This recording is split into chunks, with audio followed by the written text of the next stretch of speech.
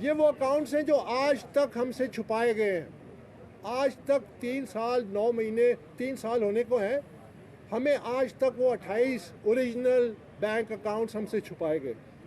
उसके बाद जब हमने स्क्रूटनी कमेटी से दरख्वास्त की कि हमें ये तमाम मवाद दिखाया जाए ताकि हम आपकी मदद कर सकें कि कहाँ कहाँ गैर कानूनी फंडिंग हुई है, तो स्क्रूटनी कमेटी ने बारहा ये ऑर्डर पास किया और अपने ऑर्डर शीट में लिखा कि ये हम आपको इसलिए नहीं दे सकते कि ये पीटीआई एतराज़ करती है।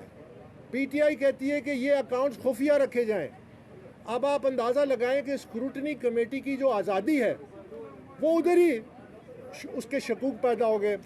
उसके बाद जब ये मामलात आगे बढ़े तो एक और बड़ा माइलस्टोन आया जब इलेक्शन कमीशन ने जून 2020 को स्क्रूटनी कमेटी को एक डेडलाइन दी कि 17 अगस्त 2020 तक आप अपनी रिपोर्ट जमा कराएं।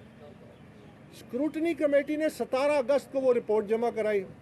27 अगस्त को इलेक्शन कमीशन का एक अपना ऑर्डर मौजूद है और चीफ इलेक्शन कमिश्नर जो मौजूदा हैं इनके दस्तखतों से, जिसमें उन्होंने अपनी स्क्रूटनी कमेटी की पहली रिपोर्ट को रबिश कर दिया।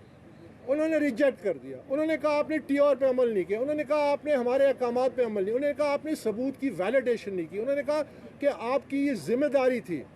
अब सवाल तो ये पैदा होता है कि जब एक स्क्रूटनी कमेटी 28-29 महीने बाद मुकम्मल तौर पे नाकाम हो जाए इलेक्शन कमीशन के अपने ऑर्डर के मुताबिक, तो फिर क्या उसका कायम रहना बनता था?